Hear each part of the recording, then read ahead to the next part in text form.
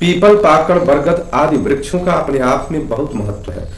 आज की कथा में हम जानने का प्रयास करेंगे कि कौन से वृक्ष के नीचे बैठ करके जप तप होना चाहिए, कौन से वृक्ष के नीचे बैठ करके हवन इत्यादि होना चाहिए, कौन से वृक्ष के नीचे बैठ करके प्रभु का कीर्तन होना चाहिए, ऐसे समाधि कहाँ पर लगता है, महापुरुषों ने क्यों ऐसे ऐसे वृक्षों के नीचे बैठ करके समाधि लगाई है, इसको हम जानने का प्रयास करेंगे। आज हम ये जानेंगे कि गरुड़ जी को जो स्वयं प्रभु के साथ ही रहते हैं, हरि के साथ ही रहते हैं, उन गरुड़ जी को कैसे संशय हो गया प्रभु श्री रामचंद्र जी के ऊपर कि कैसे ये भगवान हो सकते हैं या जगत कृपा करने वाले हो सकते हैं, और उनका संशय दूर कैसे हुआ, भोलेनाथ ने क्यों नहीं उनका संशय दूर किया और कागभुसुंडी जी के पास क्यों भेजा, कागभुसुंडी जी किस प्रकार से ज्ञानी हुए, और इसको जानने का हम प्रयास करेंगे आज हम की कथा में। जय हिंद साथियों, मैं आपका साथी रघुवंश, गोरखपुर का निवासी, आप लोगों के सामने श्री रामचरितमानस अक्षरशः कथा ज्ञान यज्ञ के पृष्ठ संख्या 779 पर और दोहा संख्या 55 पर हम लोग आगे बढ़ेंगे। आज की कथा में हम लोग जानेंगे, जो भी बातें हुई हैं समझने का प्रयास करेंगे और अपने जीवन में उतारने का प्रयास करेंगे। आप अधिक से अधिक इसे आगे बढ़ाने का प्रयास करिए, क्योंकि जब किसी भी वक्तव्य को ज्यादा लोगों तक पहुंचाया जाता है तो उसका लाभ ज्यादा लोगों को मिलता है। और सनातन धर्म में किस प्रकार के श्रेष्ठ शास्त्र हैं, किस प्रकार के शास्त्र को अगर हम कुछ भी न माने, केवल इतना मान लें उसके हिसाब से अपने जीवन यापन को करना प्रारंभ कर दें तो हमारा जीवन धन्य हो जाएगा, ईश्वर की प्राप्ति स्वयं सिद्ध हो जाएगा। इसको हम प्रसारित करने का प्रयास करें, इसे सब्सक्राइब भी करिए, आगे भी बढ़ाइए। आइए देखते हैं गोस्वामी जी क्या लिखते हैं। पिछले दिवस में हमने देखा कि पक्षीराज गरुड़ जी ने भी जाकर कागभूषुंड जी से प्रायः ऐसे प्रश्न किए थे, और जो संशय वाले प्रश्न हैं तो प्रभु भोलेनाथ जी उमा जी को, माता जी को समझा रहे हैं और कथा आप सुना रहे हैं। कह रहे हैं कि मैं जिनी कथा सुनी भव मोचनी, सो प्रसंग सुनु सुमुखी सुलोचनी, प्रथम दक्ष गृह तब अवतारा, सती नाम तब रहा तुम्हारा। भोलेनाथ कहते हैं, मैं जिस प्रकार जन्म मृत्यु से छुड़ाने वाली कथा सुनी है, उस कथा को मैं तुमको सुना रहा हूं। ये तो तुम जानती ही हो कि इसके पहले वाला जो जन्म था दक्ष के वहां आपका जन्म हुआ था, आप जानती ही हैं, यहां तक तो आप समझती हैं। तो दक्ष यज्ञ तब भायपमाना, तुम्हाति क्रोध तजे तब प्राणा। दक्ष जी के यज्ञ में तुम्हारा अपमान हुआ था, सती माता को के लिए वो कह रहे हैं, पार्वती जी को कह रहे हैं कि दक्ष जी के यज्ञ में तुम्हारा अपमान हुआ था, इसलिए तुमने अपना शरीर को त्याग दिया था। और मम अनुचरण कीन मख भंगा, जानो तुम शोक सकल प्रसंगा। और मेरे अनुचरों ने उस यज्ञ को भंग कर दिया था, ये सब तो आप जानती ही हैं। तब अति सोच भयाऊं मन मोरे, अदुखी भयाऊं वियोग प्रिय तोरे। जब ये घटना मुझे पता चला और इस घटना को मैं समझा तो मेरे मन में बड़ा ही सोच हुआ, और हे प्रिय, मैं तुम्हारे वियोग से दुखी हो गया। और दुखी होकर के कि सुंदर बन गिरि सरित तड़ागा, कौतुक देखत फिरऊं बेरागा। मैं विरक्त भाव से सुंदर वन, पर्वत, नदी और तालाबों का कौतुक देखता फिरता था, मतलब मैं दर्शन करता था, इस दुख के भाव में घूम रहा था। गिरि सुमेर उत्तर दिशि दूरी, नील शैल एक सुंदर भूरी। सुमेर पर्वत उत्तर दिशा में और भी दूर एक बहुत ही सुंदर नील पर्वत है। तासु कनकमय शिखर सुहाए, चारि चारु मोरे मन भाए। उसके सुंदर स्वर्णमय शिखर है, उसमें 4 सुंदर शिखर ऐसे थे जो मेरे मन को बहुत ही अच्छे लगे, मेरे मन को भा गए। तिन्ह पर एक एक बिटप विशाला, बट भी पीपर पाकरी रसाला। अब कह रहे हैं कि उन शिखरों पर एक एक पर बरगद, पीपल, पाकर और आम का एक एक विशाल वृक्ष था। ये 4 वृक्ष थे, बरगद, पीपल, पाकर और आम, ये विशाल वृक्ष था। और शैलो परिसर सुंदर सोहा, मनि सुपान देखी मन मोहा। पर्वत के ऊपर एक सुंदर तालाब शोभित था, जिसकी मड़ियों की सीढ़ियां देखकर मन मोहित हो जाता है। शीतल अमल मधुर जल, जलज विपुल बहुरंग, अकुंजत कलरव हंस गण, गुंजत मंजुल भृंग। उसका जल शीतल निर्मल और मीठा है, उसमें रंग बिरंगे बहुत से कमल खिले हुए हैं। हंसगण मधुर स्वर से बोल रहे हैं और भौरे सुंदर गुंजार कर रहे हैं। ते ही गिरी रुचिर बसई खग सोई, तासु नास कल्पांत न होई, माया कृत गुण दोष अनेका, मोह मनोजया दिया विवेका। उस सुंदर पर्वत पर वही पक्षी कागभूषुंडी जी बसता है, अर्थात उस सुंदर पर्वत पर कागभूषुंडी जी हैं। उनका नाश कल्प के अंत में भी नहीं हुआ था, अर्थात जब कल्प का अंत हुआ तभी भी नहीं होता है। माया रचित अनेकों गुण दोष मोह काम आदि अविवेक, ये सारे जो है क्या कि रहे व्यापी समस्त जग माही, तेह गिर निकट कबहु नहीं जाही। ये सारे जगत में जो छा रहे हैं उस पर्वत के पास कभी जाते ही नहीं है, जा ही नहीं सकते, फटकते नहीं है। तह बसी हरि ही भजई जिमि कागा, सो सुनु मां सहित अनुरागा। जिस प्रकार अब वह काग हरि को वहीं पर भजते हैं, हे उमा उसे प्रेम सही सुनो कि वहां का क्या स्थिति है। पीपर तरु तर ध्यान सुधरही, प्रभु कह रहे हैं कि पीपल के वृक्ष के नीचे ध्यान धरता है। हमेशा जितने भी महापुरुषों ने ध्यान का वर्णन किया है अपने जीवन का, या उनके जीवन का वर्णन हुआ है, तो ये पता चला कि पीपल के वृक्ष के नीचे बैठते थे।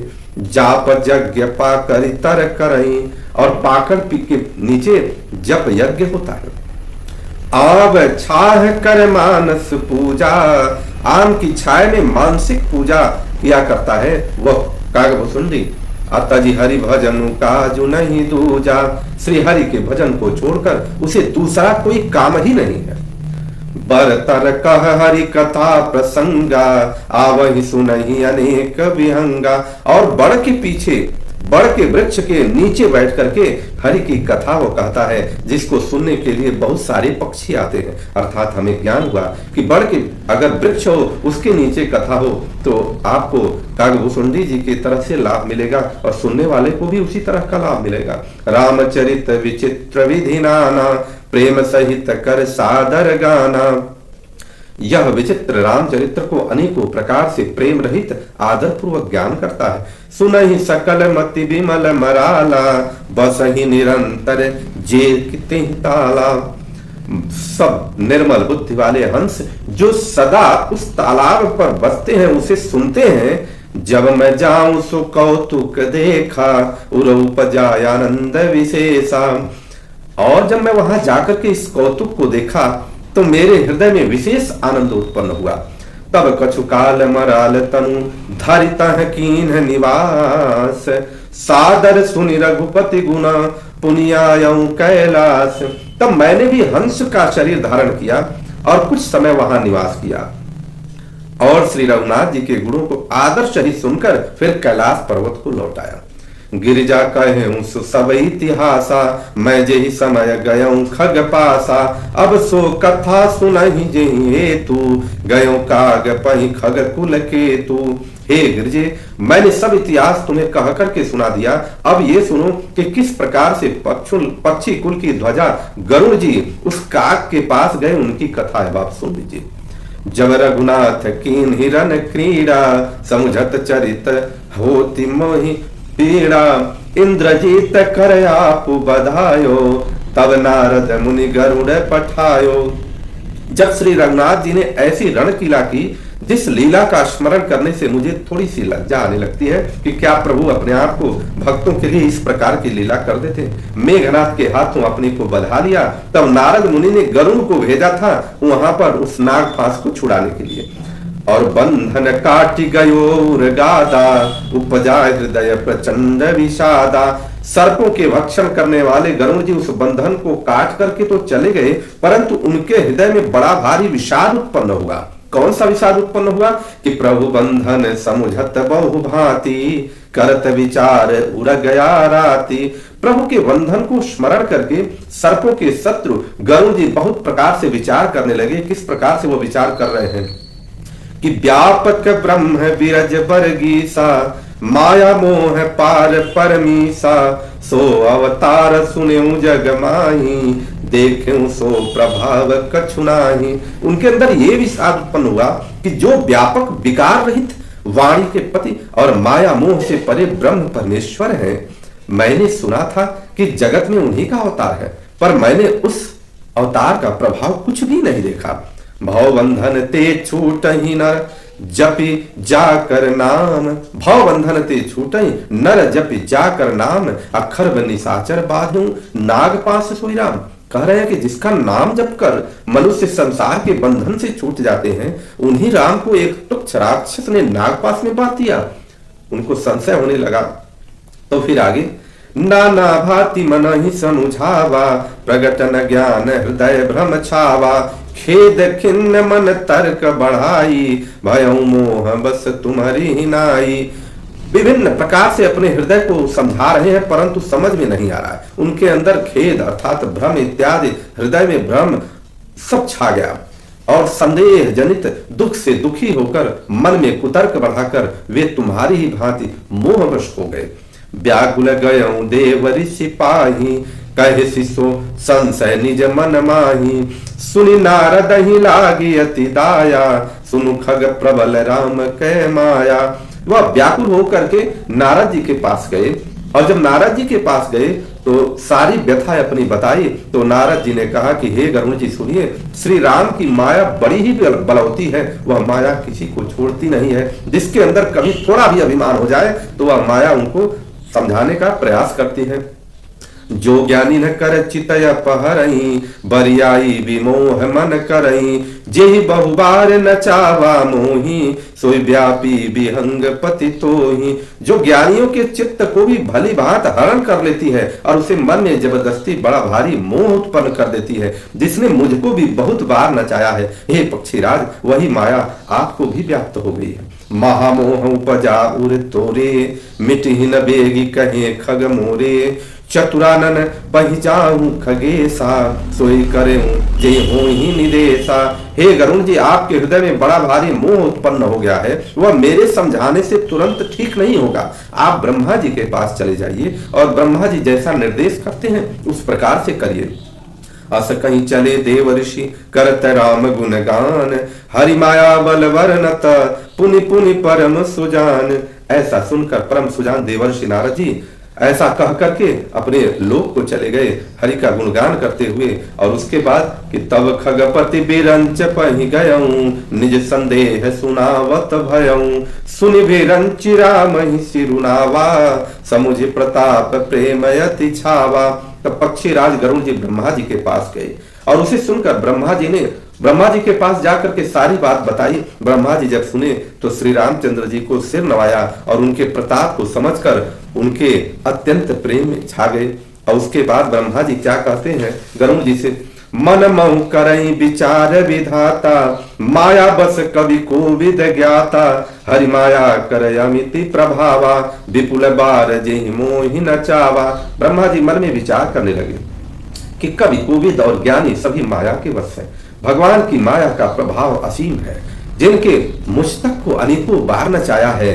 अग जग मैं जग मम उप राजा, अनहि आचरज मोह खग राजा, तब बोले विधि गिरा सुहाई, जान महेश राम प्रभुताई। वह सारा चराचर जगत तो मेरा रचा हुआ है, लेकिन फिर भी मैं माया के बस में नाचने लगता हूँ।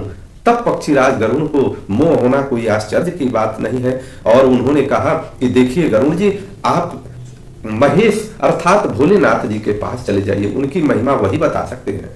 बैन तेह शंकर पहि जाहूं, तात अनत पूछऊं जनिकाहूं, तह होई है तब संशय हानि, चले विहंग सुनत विधि बानी। हे गरुड़ तुम शंकर जी के पास जाओ, हे तात और कहीं किसी से कुछ भी ना पूछना, तुम्हारे संदेह का पता नहीं होगा, संदेह का नाश नहीं होगा, कहीं भी नाश नहीं होगा, भोलेनाथ नाश करेंगे। ब्रह्मा जी का वचन सुनते ही गरुड़ जी चल दिए। परमातुर विहंगपति आयऊ तब मोह पास, अजात रहूं कुबेर गृह रहूं मां कैलाश। तब विहंगपति गरुड़ जी हमारे पास आए और मैं उस समय कुबेर के पास जा रहा था। कैलाश पर तुम कैलाश पर थी और मैं उस समय कुबेर के पास जा रहा था, मैं तो रास्ते में था। ते हिमम पद सादर सिरुनावा, पुनियापन संदेह सुनावा, सुनिता कर विनती मृदुबानी, प्रेम सहित मैं कहूं भवानी। गरुड़ ने आदर पूर्वक मेरे चरणों में सिर नवाया और फिर मुझको अपना संदेह सुनाया। हे भवानी, उनकी विनती और कोमल वाणी सुनकर मैंने प्रेम सहित उनसे कहा कि मिले गरुड़ मार्ग मह मोही, कवन भांति समुझावऊं तोहि, तब ही होई तब संशय भंगा, जब बहु काल करिए सत्संगा। भोलेनाथ जी ने कहा कि हे गरुड़ जी, आप मुझे रास्ते में मिले हैं, मैं किस प्रकार से रास्ते में समझाऊं, और यह मोह और संदेह तो तभी नाश होगा जब आप दीर्घ काल तक सत्संग करेंगे। सत्संग जब करेंगे, सत्संग का अर्थ ही है कि अच्छे लोगों का संग करिए। प्रभु का हरि कीर्तन जहां हो रहा है वहां जाइए, प्रभु का जहां पर प्रवचन हो रहा है, श्री राम की कथा कही जा रही है वहां जाइए, संतों का साथ करिए।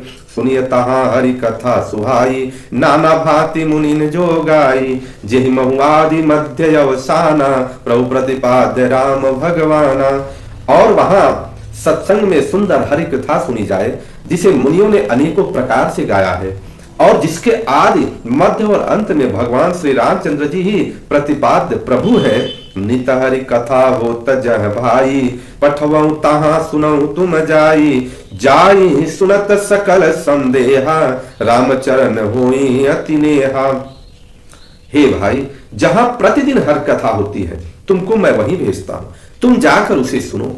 उसे सुनते ही तुम्हारा सब संदेह दूर हो जाएगा और तुम्हें श्री राम जी के चरणों में अत्यंत प्रेम होगा। बिनु सत्संग न हरि कथा, तेहि बिनु मोह न भाग, अमोह गए बिनु राम पद, होई न दृढ़ अनुराग। सत्संग के बिना हरि की कथा सुनने को नहीं मिलती, उसके बिना मोह नहीं भागता और मोह के गए बिना श्री रामचंद्र जी के चरणों में दृढ़ प्रेम नहीं होता। मिलहि न रघुपति बिन अनुरागा, किए जोग तप ज्ञान विरागा। मिलहि न रघुपति बिना प्रेम के केवल योग तप ज्ञान और वैराग्य आदि करने से श्री रघुनाथ जी नहीं मिलते हैं।